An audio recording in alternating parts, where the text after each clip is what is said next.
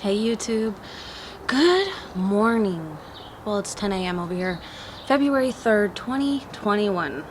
And today marks the anniversary of the murder mystery of an Italian by the name of, bear with me, okay, because I am gonna butcher this, Giulio Regini. His body was discovered in Cairo, Egypt, February 3rd, 2016. This true crime case actually hasn't been solved. It's still technically an unsolved murder, but there is many theories out there as to who the culprits were that did this to this young man.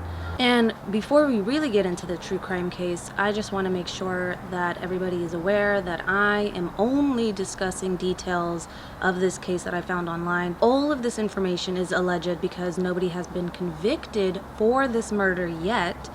And it's gonna get a little dicey. It's gonna get a little violent. He did not experience like an easy murder. He had probably one of the worst violent murders I've seen in a while. So if you're the type of individual who gets triggered by, gory details, I would just suggest to click off this video now and check out one of my paranormal story times. Those are a little bit less violent usually. So without any further ado, let's get into this case. So Giuliano Regini was born January 15th, 1988, which is a trip because that's my mother's birthday. Well, not the 1988 part, but January 15th. So he was a Capricorn. He was originally born in Trieste, Italy. Totally butchering that up too, but okay, I'm so sorry to all my Italians out there. Please don't cancel me. I'm trying. Who was abducted and tortured to death in Egypt. Regini was a PhD student at Girton College, Cambridge, researching Egypt's independent trade unions and a former employee of the international consulting firm Oxford Analytica. He grew up in Fiumicello, a former commune, now Fiumicello via Vicentina. Oh my God, I am so sorry. I'm sorry. Don't come for me. Oh, I know I butchered that. Okay, sorry. In the province of Udine. Oh my God. In northeastern Italy. Oh God. Okay, now that we got past all of those hard pronunciations, let's get into the discovery of the body. So, Regini's mutilated and half-naked corpse was found in a ditch alongside the Cairo-Alexandria highway on the outskirts of Cairo on February 3rd, 2016.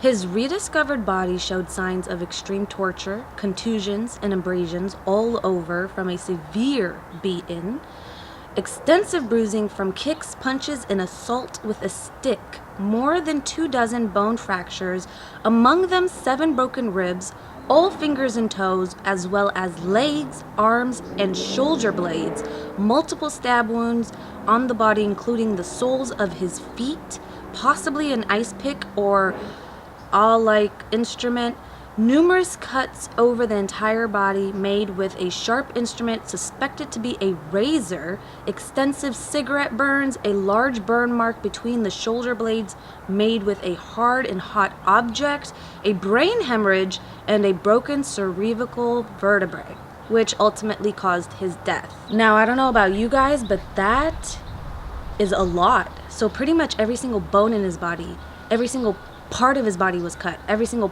part of his body was bruised, every single part of his body was stabbed, was beaten, and I just don't understand who would have a problem with this man to that point, to that extreme, where you want to literally just annihilate a person's body like that. That's just insane to me, just completely insane. I can't fathom it. I can't wrap my head around it, and I feel so sorry for his family, because to hear that, your own son went out like this is just, it's heartbreaking, to be honest. I wouldn't, if he was my brother, or if he was my father, or if he was someone related to me and I heard that they were taken in this kind of manner, I would be so full of rage, because that's just insane to me. But let's get into the rest of the case. So who could possibly have done this to this poor man? Well, when it came to the investigations, the Italian and the Egyptian police conducted separate investigations. They also conducted separate autopsies. Whew, okay, hold on. I'm cold, so I'm gonna just go inside, grab a jacket, and I'm gonna be right back, okay?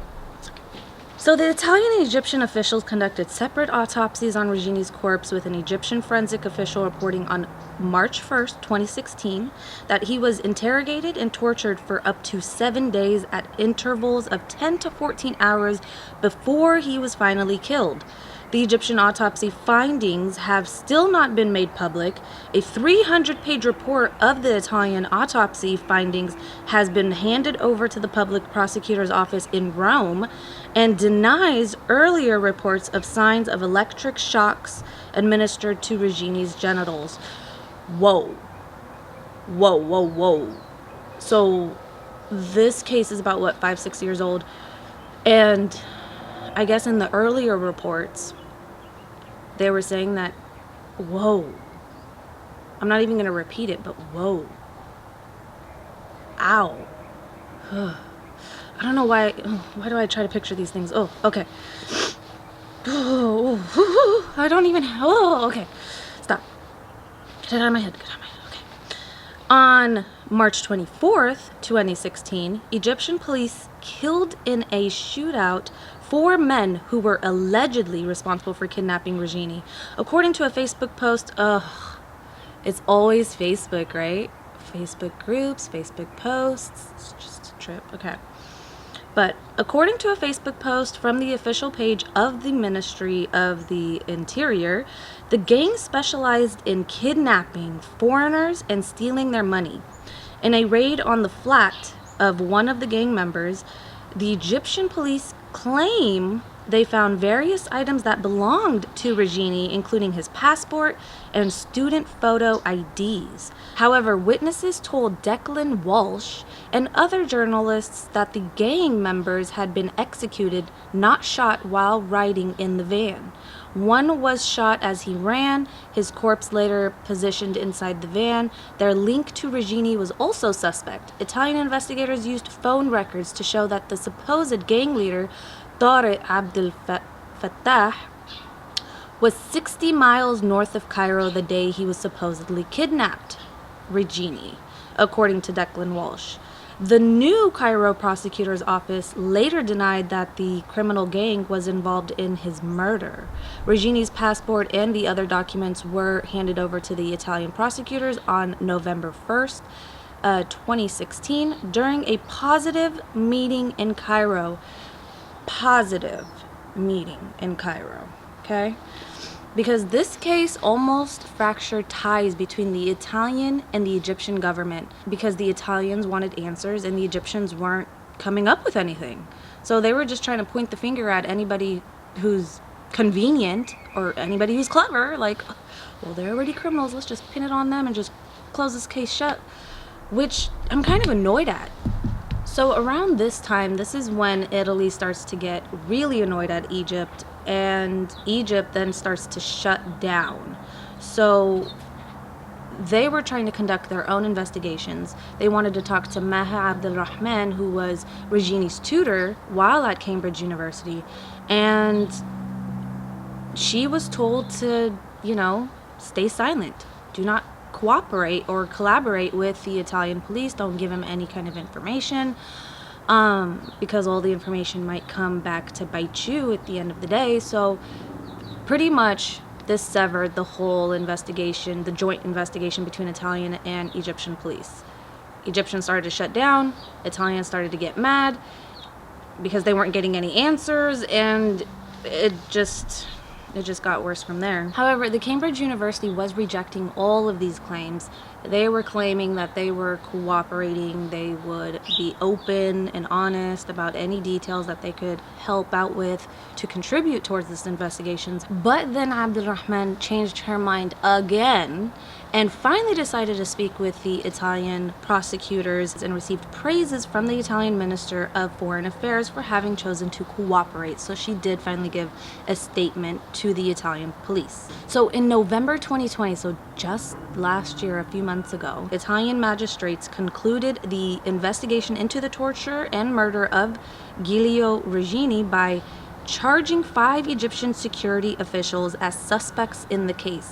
The officials were set to face their trial in Italy. According to the doctoral research, Giulio was tortured and murdered by the officials after being suspected of being a spy. Which, if you think about it, maybe that's why the Egyptian police were trying to cover up the murder from the beginning. That's why they were trying to pin it on those gang members and just give the Italian prosecutors just an answer, any answer. Maybe because they made a mistake and thought that this man was a spy, but at the end of the day, they found out that he wasn't, and he ended up dying anyway, so they had to cover up his murder. So that's one theory. Not only that, but witnesses that every single Italian prosecutor tried to speak to, it seemed like they all have been coached. They all had somebody tell them what they should be saying, how they should be feeling, how to respond, what to, which is very, very sus. Like, if you guys have nothing to hide, then why does it seem like everybody had a conversation about this and decided what to say? Super sus, Egypt. What's going on? Come on now. Even surveillance videos near Regini's apartment had been deleted. So, conspiracy? I think so. And if I was the Italian investigators, I would be raising an eyebrow at Egypt as well. Like, what's going on? What's going on? Also, requests of metadata from millions of phone calls were refused on the grounds that it would compromise the constitutional rights of Egyptian citizens. Okay. A witness spoke in May 2019 and said that he was in a cafe in the capital of Kenya, Nairobi, in August 2017, where he heard Egyptian officials discussing the Italian guy.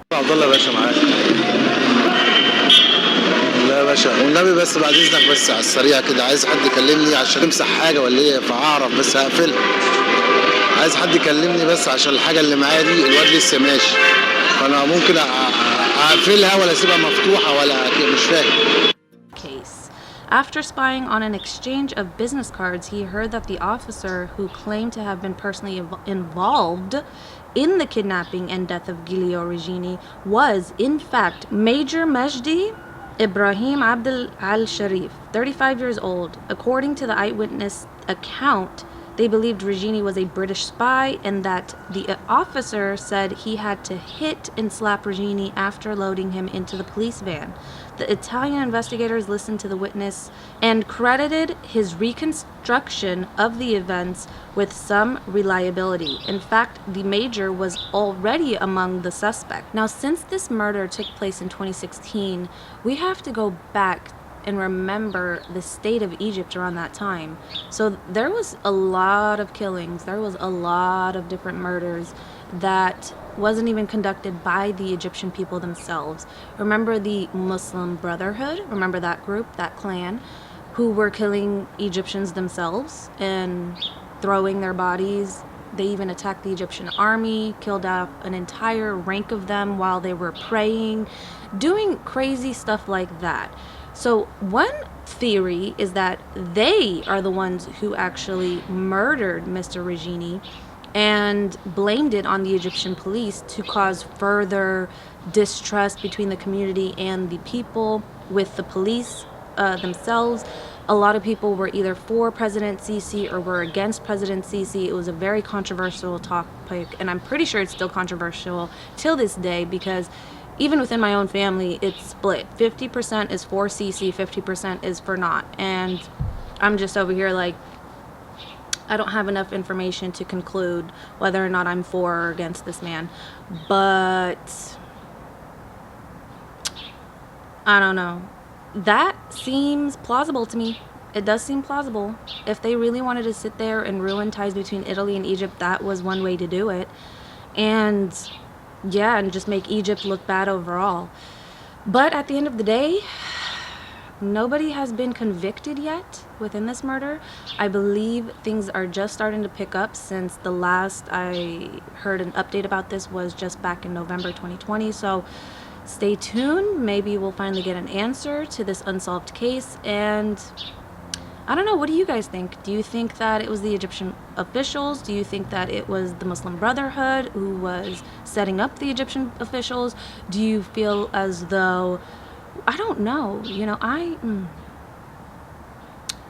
let me know what you guys think about this case in the comment section down below. If you enjoy this true crime case, give it a thumbs up. Also consider subscribing. You never know, you might actually like me after a few videos. You know, it happens. Some people just grow on you. I think I'm one of those people. But until my next video, stay kind, spread love, spread knowledge, and I'll see you guys all in the next one. All right. Bye.